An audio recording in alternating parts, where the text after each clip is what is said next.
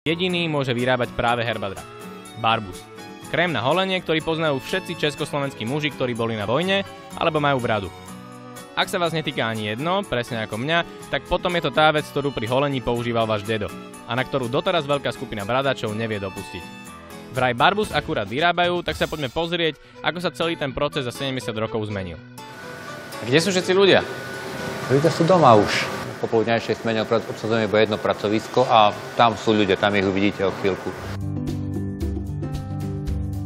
Tu je kráľovstvo varičov. Na vysvetlenie prídu suroviny, zväčša nám to chodí v cisternách, tie základné suroviny. Takže to nie je tak, že vy si varíte tu nejaké veci a pôjne vonku na poli? Nie, na poli si nevaríme. A vy ich viete aj skontrolovať, že ste chemik, že ochutnáte a viete povedať, čo to je? Chutnať to neskúšam a chemik nie som, takže...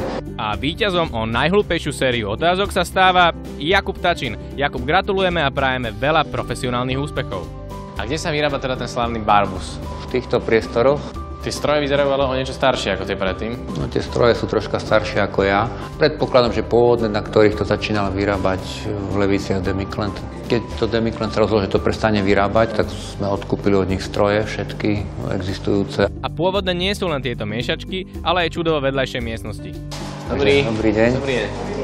To je zase predpokladám, nejakých 50. rokov zo 60. vytvorený stroj špeciálne iba na plnenie týchto kelímkov. Prosím ctených divákov, aby si uvedomili, že sa pozerajú na kus slovenskej histórie. Celé generácie si dávali na tvar hmotu, ktorá prešla týmto strojom. Raz ho dajú do múzea hneď vedľa Biateku a Valašky Ibiho Majgu. Musel som si na ňom popracovať, nech sa do tých dejín zapíšem aj ja. Poďme na to. A vy to už máte úplne mnohé, že to viete presne, že koľko? A na jednu šupu to dáte? Tak to mi ukážete, čo to je.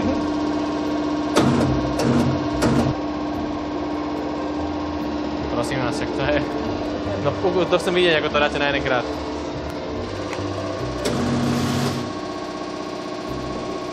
No dobre, je to trošku lepšie. A ako viete, že tam je presne toľko gramov? Chodím aj na vládu vážiť. A proste by to malo byť... Hej, keď to je plné... Fakt manufaktúra, to je super. Ďakujem veľmi pekne.